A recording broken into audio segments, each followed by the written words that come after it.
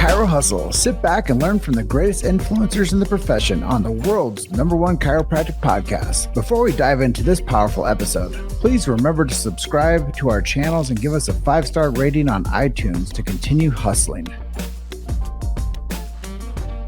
This episode is brought to you by Excite Medical and the DRX 9000, Peach State Payments, Recover, Chiro HD, Softwave, Cool Blue BA, Chiro Health USA, Chiro Script AI, Chiro Moguls, The Chiro Speaking Company, Pure Chiro Notes, 5-Star Forge, Titronics, Sherman College of Chiropractic, Life Chiropractic College West, and the IFCO. You can benefit from our full list of sponsors by visiting the sponsor page at chirohustle.com/sponsors. Links in the description. Now, let's hustle. Hey guys, welcome to episode 675 of the Chiro Hustle podcast. I'm your producer, Luke Millette, and here's your host, James Chester. So today we had the opportunity of interviewing Dr. Dustin Judd. And if you want to hear the story about how it's never been a better time to be a chiropractor, stay tuned for the full episode. Camera. Welcome back.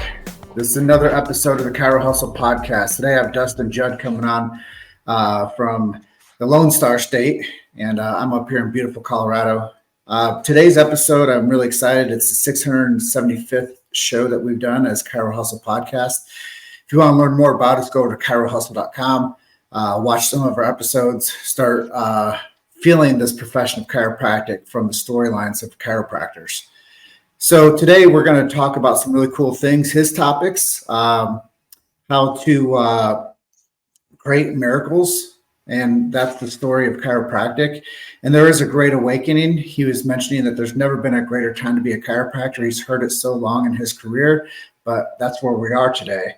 And it's okay to believe in spinal function is neurofunction, and that it's okay to be a bone doctor again. So we're going to talk about those things, plus 100% cash practice that he runs, and his love of freedom for paragliding. But before we get into his story and talking about all things Dustin Judd on this episode, I'm going to let you know our big why. Why do we do what we do over here at Hustle? First things first is freedom of speech.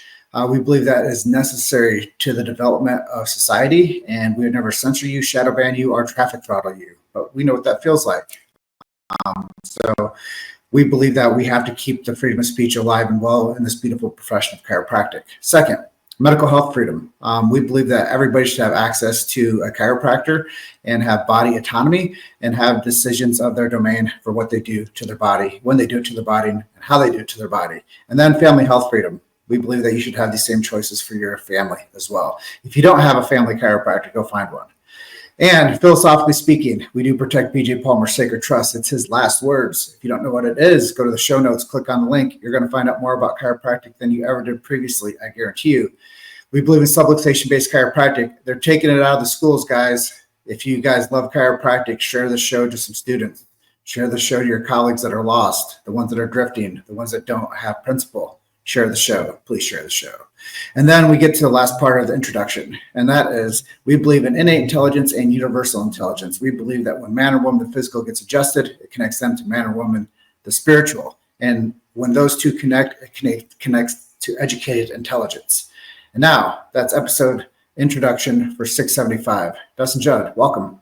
Welcome. Thank you. Great introduction. And that's everything that I want to talk about. So, just what you just said, the spiritual innate, like that's how we adjust every single day in our practice. You have to get in tune with yourself first so you can deliver the goods to them. And when you know yourself and know the spirit and you let that guide you, when you put your hands on people, that's what wakes up their innate, their spirit, their intelligence to heal. You're not doing it. They're doing it, and letting that guide you. So yeah, exactly what I want to talk about today. So thank you for having me. Yeah, this show sets people free. And I think that that's a big part of why I didn't know any of these like real deep numbers, but the worst month that we have, 7,000 people come to our website and listen to our show. And the best month that we have, 60,000 people come to our website and listen to our show. So knowing that we get that much traffic and that amount of attention coming to these episodes that we create, I know that people are getting the big idea. And I guess that gets me back to like, chapter 1 with you. Like, you talk about this big idea, getting to understand how you can connect the innate with your patients because you have it strong with yourself. How did you get to that point? I think just putting my hands on a lot of people every single day and really just getting in tune. And that's when those magical adjustments start to happen. When if you've done this as long, I've done this for 18 years and always had a pretty high volume practice, 300, 400, 500 people a week. And you put your hands on that many people, you just start to get in tune with it. You get in touch with it. And you can't always just be in your head all day or you'd be exhausted by the end of the day. So sometimes you just have to let spirit guide you. Like, where do I need to put my hands? Let's go in the path of least resistance.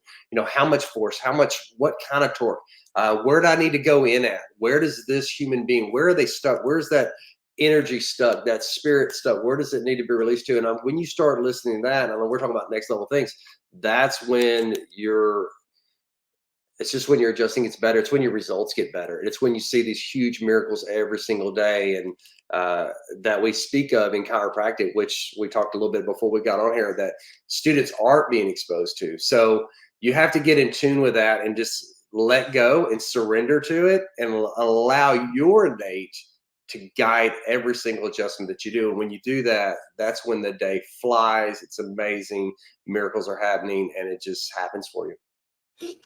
So 18 years ago, I know that I read your bio, chiropractic started earlier on in your life. How did your family decide that chiropractic was a good solution for you? I think, I was a child. I was probably second grade. I had severe back pain of all things. And I don't remember the pain, but I remember being home for weeks at a time without anybody there because my parents both had to work. I was second, third grade, and you're like, man, what kind of mom is that? But that's the family we had. She would check on me. She would come by at lunch. She'd bring me something to eat. But I remember just being curled up in my mom's bed, not able to go to school. And then I'd get better. And then a few weeks go by, and then I'd be right back. And my mother at the time, she worked in a hospital. So they were doing blood draws and blood gases and trying to figure out what's going on. It's before we had like imaging and MRIs and CTs. And so finally, my mother, they were just like, hey, we don't know what. He's got a high white blood count. Let's just open him up. Let's do an exploratory back surgery and see if we can figure out what's going on with your son. And that's where my mother just like put on the brakes. And she was taking me to all these pediatricians and different specialists. We were driving long ways, long distances. She was reaching out to family and friends to get help. But finally, my grandmother, of all things, my dad's mom, which you're always kind of skeptical of your mother-in-law, what she has to say about things. But she said, take him to this old school Dr. Bias. It's in a small town in Vernon, Texas. And I got adjusted on a Friday. It was upper cervical, wasn't even my low back. I didn't even get my lower back adjusted. I think he adjusted me seated cervical. Don't really remember the adjustment, but I went out and played that weekend, which I hadn't done in a while. So literally that fast, I was out playing that weekend. And that's what made my mother and certainly my father a believer in chiropractic. And that, I guess that always had just stuck with my family. So we started using chiropractic as our go-to doctor when things went astray. So you got into chiropractic 18 years ago. How did you this would be good for people that are curious about chiropractic and maybe going into chiropractic school. How did you choose the school you went to? Location, which I don't recommend. I thought it was good. I loved to fish at the time. I was 21, 22 years old. And I thought it's close to Galveston. So I'm going to go to the beach. We're going to fish on the weekends, or, I didn't know how hard the curriculum was going to be. And like, that wouldn't happen till maybe the very last trimester. But I thought I want warm weather. I want some palm trees and some beach and some sunshine. And, I looked at Parker in Dallas, which was closer actually, but it's like, I don't want those. I don't want the winter. I'd rather be in a tropical climate, which that's why I chose the school I chose. Yeah, I didn't know there was a difference. I thought they were a commodity. They're going to teach the curriculum. Go where you think is best. As far as location. So let's talk about it a little bit, because I think that this is a big topic I discuss when I go and speak to groups of chiropractors that they're taking philosophy out of the colleges. Why is it important to send chiropractic students to colleges that actually deliver on that promise of teaching philosophy to them? Oh man, it's huge. I didn't even know what a green book was until I was 6 months into practice. Never even heard of it. Philosophy was something you just studied for the boards. I'll go a little quick story. So we were just struggling in practice. We had a fax machine at the time, and I had a fax machine come from, it's back when I remember it was Randy Johns, David Erb, and like Rob Boscos. And we're doing this like Chiro philosophy night. And they were literally reading, I think it was Randy Johns reading out of the bigness of the fellow within.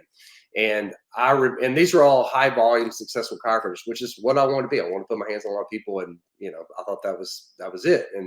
And so we went Thursday, got the fax, went, it was free. He read out of it and changed the way we practice, because I inadvertently bought a PI practice. It was all therapies. We had all these therapy, E-stem, interferential, diathermy, ultrasound, all the things, And so after that, I was like, that's why I went. I didn't even know why I went to chiropractic school until after I got out of chiropractic school, was in practice. Like, that's what I want to do. I wanted to be a healer. I want to be able to put my hands on it. And I literally went back that weekend. That was Thursday.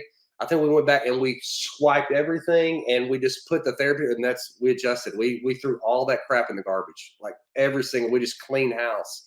And so why is it important to know philosophy? It's because you got to know what you are. You got to know what you do. You got to know the power that you're dealing with and working with, and how miraculous it actually is.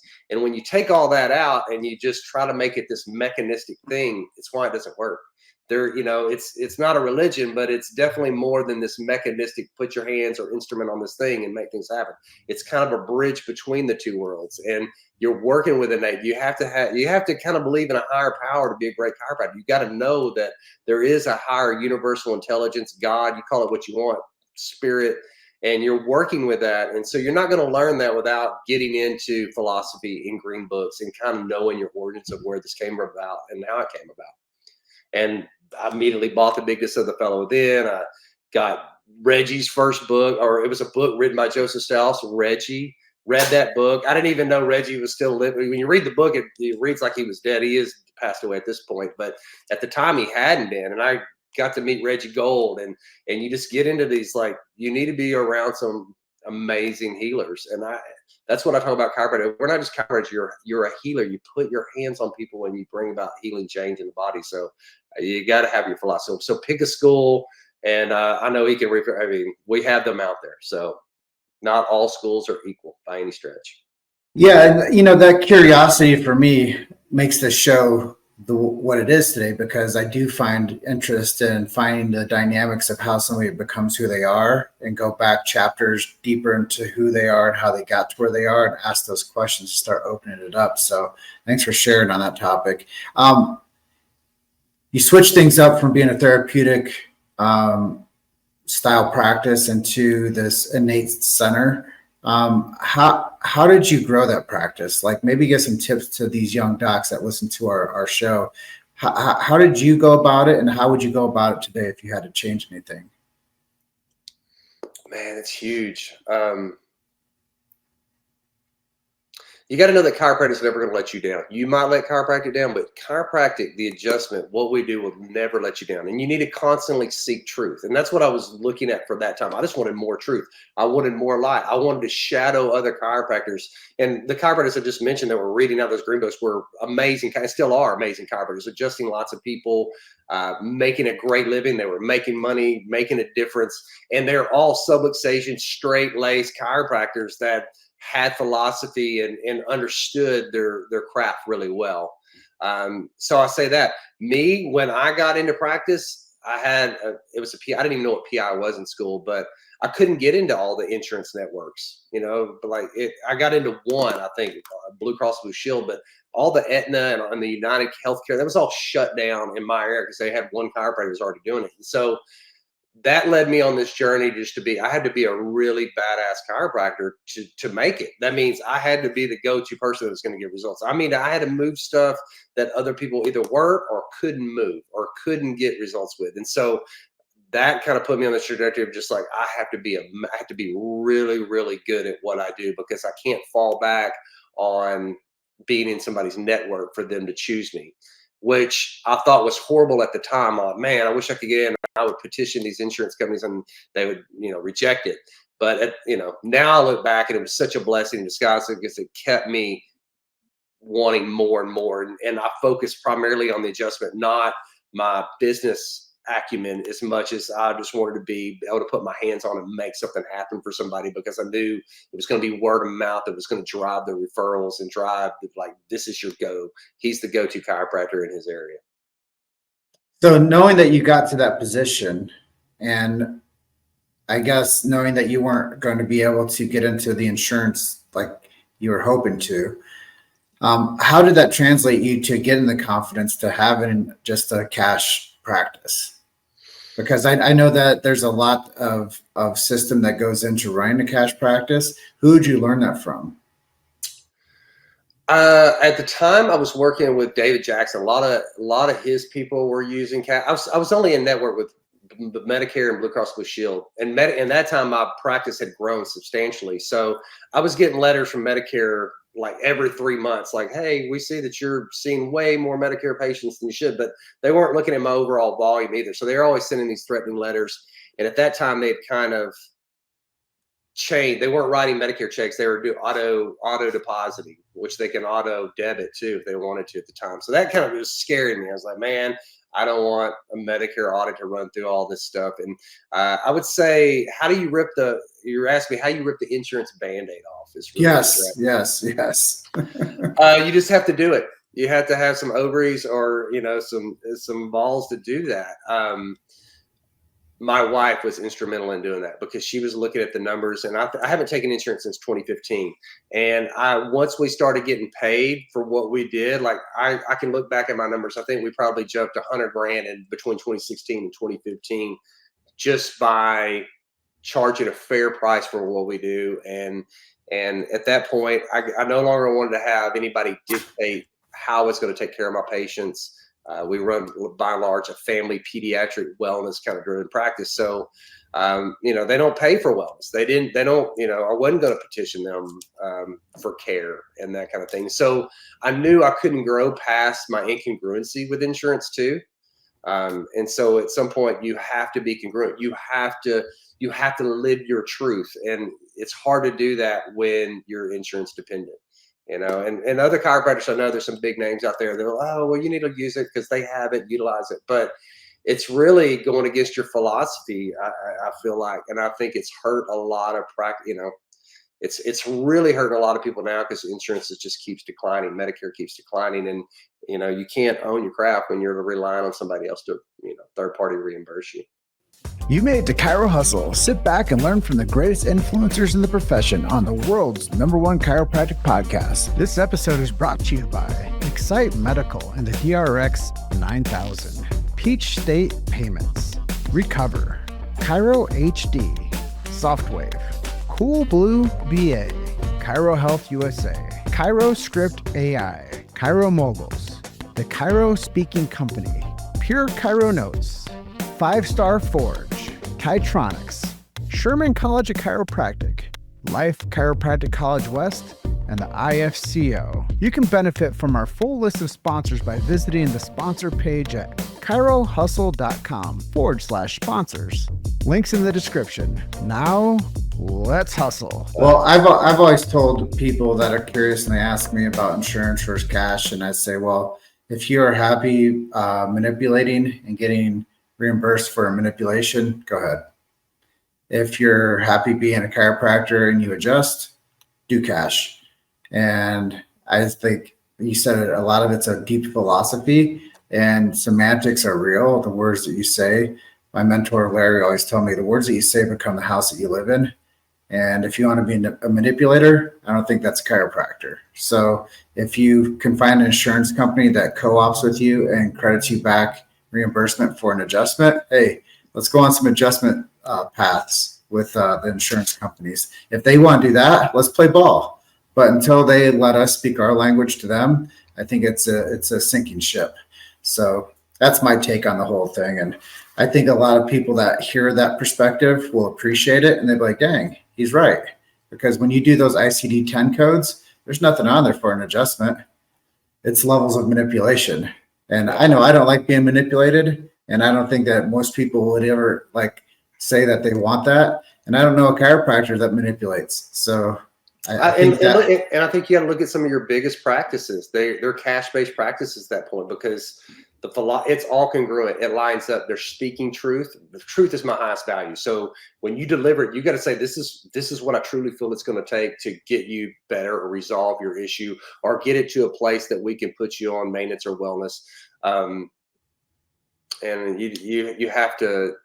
You can't have somebody else intervening with that, because you're the one that has to look that person in the eyes and tell them what it's going to be and how to do it. And yeah. And when you start to see whole families, like families of 4 and 5 and 6, it's like, you're not going to be able to charge insurance pricing. And I know that's kind of maybe going by the wayside too, from what I hear is like, everybody wants these low volume practice and high fee practices. And, their sweet spot is a 100 patient visit a week practice that makes $1 million a year. And that's certainly not the attitude that I ascribe to. We try to, help as many people as we really want to help in our community.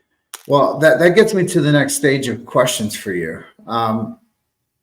We'll talk a little bit about how the profession is moving forward and how you see, like you just mentioned, the new trend is 100 patient visits a week, make $1 million practice.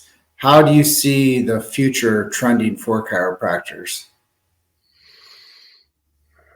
Not good, honestly. I mean, if you really want me to be straight up, I think it's a great time to be a chiropractor, because if you're a really good chiropractor and you can deliver results, there's so many poor chiropractors out there that just aren't doing those things, that it's, maybe they've got slick marketing, but at the end of the day, we have people that come from other chiropractors, which we usually not have. 10 years ago, I didn't have a lot of other people coming from other chiropractors. So we were their first chiropractor. But now you have places like The Joint and some of these other ones where they're not thorough, they're not taking exams, they're not doing thermography, they're not doing EMG, they're not doing these things, and they're not getting adjusted well or consistently well. And so when they come to ours and they're consistently getting the same doctor that deliver results, it's really, really good. So far as for the future, man, it's hard to say. It's, I think our schools are going to have to step up and really get back to that subluxation-based thing. I think they have to be accountable. If you're putting out, I think it's you will know this answer, like $200,000 to be a chiropractor these days, and you can't go out and adjust and know your craft well enough to make a living at it. So I just think the risk versus reward, the ROI on that is not what it used to be these days. And so that's a scary thing. And I think we're either going to see a decline in chiropractics. People just aren't going to take it on because there's just not enough money made in the profession to warrant spending $250,000 on an education. Or we're going to have some subset of chiropractic where we have straight lace subluxation-based schools go back to the old days where it was 3.5 years of, learning how to do this thing really well. And I don't know that I see that happening, but man, we need it now more than ever. And, I think you got these colleges just, chasing a buck, and that's going to hurt. It's going to hurt our profession, but it's going to hurt our communities that we serve, because we're pumping out chiropractors that don't know what the hell they're doing. And, but they think they do. So I don't know. Well, I think it's really honest that you share it in that perspective. And I do think that from what I've seen, and we do need to have a better responsibility. That's why I ask people to share our show for the schools that might have removed subluxation and philosophy from the schools, because I know what we do over here is we deliver truth, your highest value. We deliver truth on every episode. And that matters to me more than anything. So the people that listen to this show get irrefutable evidence that chiropractic is chiropractic, and it doesn't matter what the schools are producing. What we do is we hold our line and our standard to talk about things that I believe will have an impact from a knowledge base and skill set base that people can then say, look, if I just go do what Dr. Dustin said and did, then I can go out and have a great practice. I don't have to live like the other chiropractors, but they have to get access to real knowledge. I think it was Steve Jobs that said, it's not a problem of how much information we have. We just have too much information, and people don't know where to go find the information that they need. So I know, because of the distillation phase of knowledge that we've done, I keep what we do as a very constructive conversation to be able to have aha moments for our audience. Because really, when I go out and do the work that I do, most people don't go to a chiropractor because they don't know where to go or who to trust. So what I have found is that people that do episodes on Chiro Hustle that are chiropractors, the people looking for a chiropractor, they'll find you when they do a Google search of your Chiro Hustle podcast interview before they'll find your website. So people get a chance to have access to your truth and meet you now before they even know what your clinic's about, which I think is really cool, because the shows that we produce for the chiropractors that jump on and do it with us, we get their story, we get their likeness, we get their storylines, we get their personality. And I think that that's the future of that's the future of any type of professional. If the people like you and they know who you are, they will come use you. And if you can get results, they'll tell everybody. And I think that that's the cycle of rendering a good service, knowing what you do, how you help people. I believe that's the future. And people do shop by third-party validation. They do depend on having good stories. They do depend on having good reviews. We are a review economy. So if you're not only telling a good story, but you're getting great reviews and people referring to you, I think that is like where we are today with how the practice of chiropractic will expand. It's all going to be done because the belief and because of the results. And that's why chiropractic is as amazing as it is, because it does give people belief and results. I think that's the cool, and not that I'm trying to be a Debbie Downer. I think there's a lot of amazing coaches and mentors out there in the chiropractic profession, in the chiropractic space that you can get with today to hone those skill sets before you go maybe open your own business. I just think it's unfortunate that you're not able to do that right out the gate.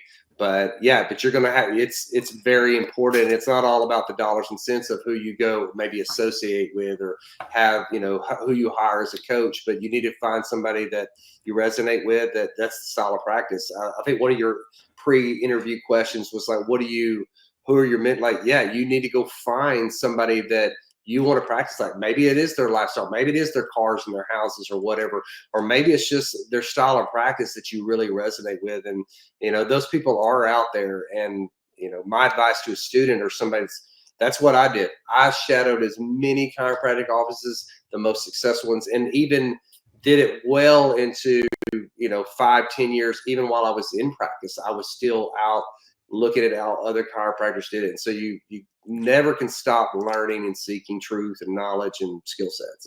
You can't. Good news is there's plenty of older DCs out there that are waiting for young DCs to say, can I come shadow?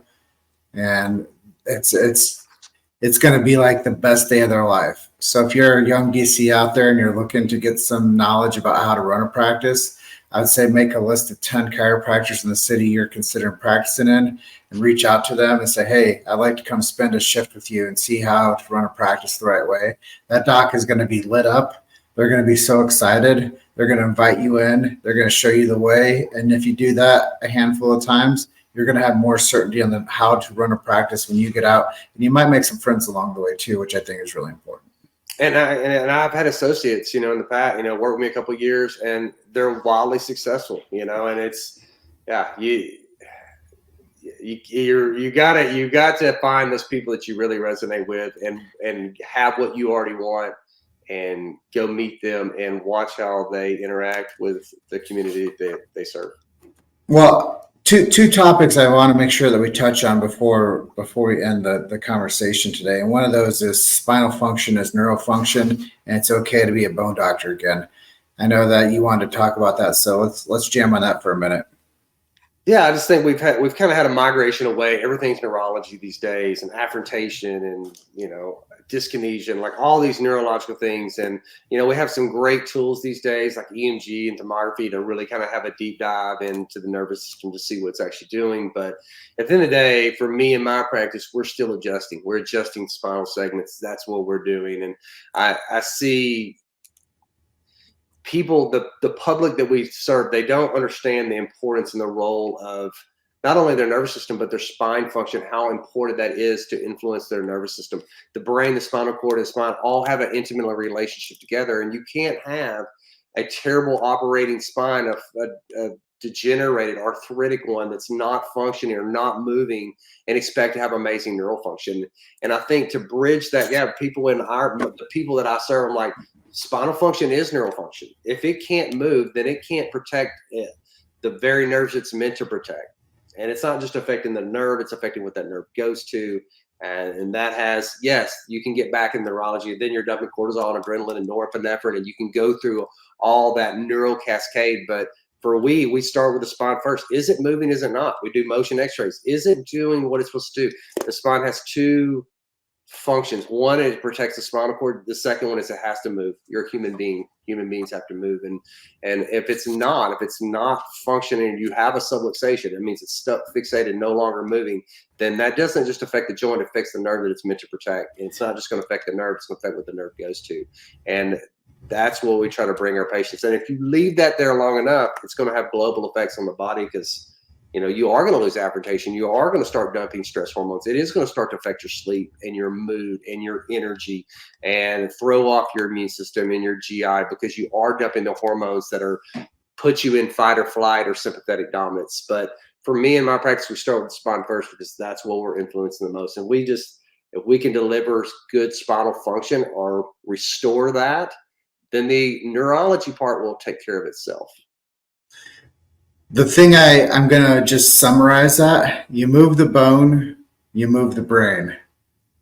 Yeah, you're influencing it. You're a direct influence into it. And when you move the bone, you move the neurology, which moves the brain. It's a very kinetic thing. And I think that if people just understood that in the open marketplace, it's not always about the pain. It's about the bone being moved, having a positive chain reaction. Like when people take too much pharmaceutical, what do they call it? They call it a side effect. And when you actually move the bone and have an effect on the neurological tone, then you move the brain, which is a direct effect. And I think that if we just consider that it's okay to have a direct impact and a direct effect from an adjustment, then we've done everything that chiropractic has ever set out to do, which is to make a positive impact on, as you said, as a kid, you had high white blood cells. Well, what happens when you adjust the nervous system? Well, you get less white blood cells because the body adapts. And that's a big part about what chiropractic doesn't really talk to the public, is that it's an adaptability profession. And that when the body starts getting adjusted regular, the body adapts into a better version of itself that never existed before, because it was always subluxated. So when you remove that subluxation, it allows the body to adapt into a better version of itself that is neurogenesis. It's a new person. And I think that that's the best thing about chiropractic, is it allows people to adapt into a higher quality of health, which they never knew existed before. And they always think it's about back pain, neck pain, and headaches, when really it's an adaptability profession. Beautifully said. Beautifully said. Yeah, I don't know that I could talk. It's just, it's crazy that it changed, neurogenesis. You see people's complete demeanor change. You'll have older guys come, they're 65, they're just grumpy, they're irritable, they hate life, they're in a bad mood. And if those people can make it through the process and just get them on the table, get them adjusted, I'll have my girls, they'll just notice they're the most amazing people after they've been there for a month. And they're just like, they're a completely different individual. They're not the asshole that called into the office anymore. Like, they open the door for people. Then it's like that you changed, you didn't change them, you restored them. You restored them who they are, because they've been in pain for so long, which is a stressor too. They're irritable, they're grumpy, their cortisol levels are off. They're not going to the bathroom like they're supposed to. They're not sleeping at night. They don't get good rest. So let me go back to the beginning statement in my opener that I say every time. When somebody gets adjusted by a chiropractor, it connects man the physical, or woman the physical, to woman or man the spiritual, which connects to man or woman the educated intelligence to universal intelligence. So we become innate, we become universal connect, and then becomes educated intelligence, which what you're saying creates a nicer version of that person. a more responsive person because they actually feel better and they actually contribute better and they actually have more value on how they show up. So that is the introduction to a T. And that's why I say it every time, because I know that sometimes I get a chance to drive that message home. And this conversation is one of those chances for me to do that. So I love how it all lined up towards the end of our interview. I know that we're over our time, but let's jump into the last topic. I'm really curious about paragliding. I know it's something that you really love to do. Maybe spend 2 to 3 minutes talking to our audience about why you love paragliding so much. Because it puts me in the now. It puts me right there. You're not thinking about the past. You're not thinking about the future. You're present time conscious. You can't, I mean, there's an element of danger in it. And so it can be done safely all day long. And it takes training to do that. But it just lets me have reverence over what God's created because we're flying above it. Your feet are leaving the earth under your own thing. In paragliding without a motor, you're literally leaving it just through wind shear and thermic activity. But it puts me right there in the now, like and we can relate that to chiropractic. When you're adjusting your patients, you should be right there, right then in the now, listening to the feedback off that person's body and putting your hands on them, making, the corrections where you need, where your innate seems to, fit.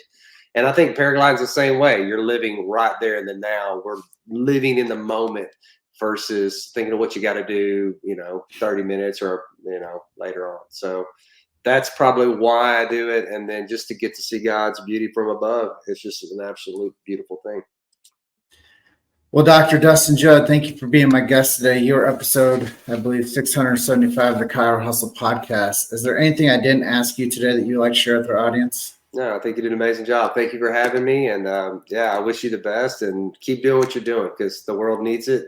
Chiropractors need this. I think prospective patients that are looking to go more insight into chiropractic, you're interviewing some really, really great chiropractors and that are just grounded and really understand what it is we do, the philosophy, the science, and the art. And so thank you for doing what you're doing. I appreciate you, man. Yeah, and I thank you for spending some time with me and my audience today. If people wanted to connect with you or learn more about you, where can we send them to? Just maybe my Facebook page or Instagram. Our office is ProHealth Chiropractic. It's ProHealthWellness.com. There's that. But I would say Facebook, ProHealth Chiropractic. We're in Corsicana, Texas. And if there's chiropractors out there, feel free. I mean, obviously you got a great network here, but we find chiropractors for people all over the U.S. all the time. And I'm always willing to help another chiropractor, as most of us are. I want to see this profession keep leveling up and keep moving forward. So, if there's any way I could ever help another chiropractor, absolutely reach out and maybe share my information. So check out Dustin Judd on Facebook and Instagram, ProHealthWellness.com. Love and appreciate you, brother. Thanks for being our guest today. I'll close out like I always do. You guys are just one story away. Keep hustling. I'll see you guys in the next episode. Bye for now. Thank you, Jim. Thanks for listening to Chiro Hustle. Don't forget to subscribe and check back next week to continue hustling.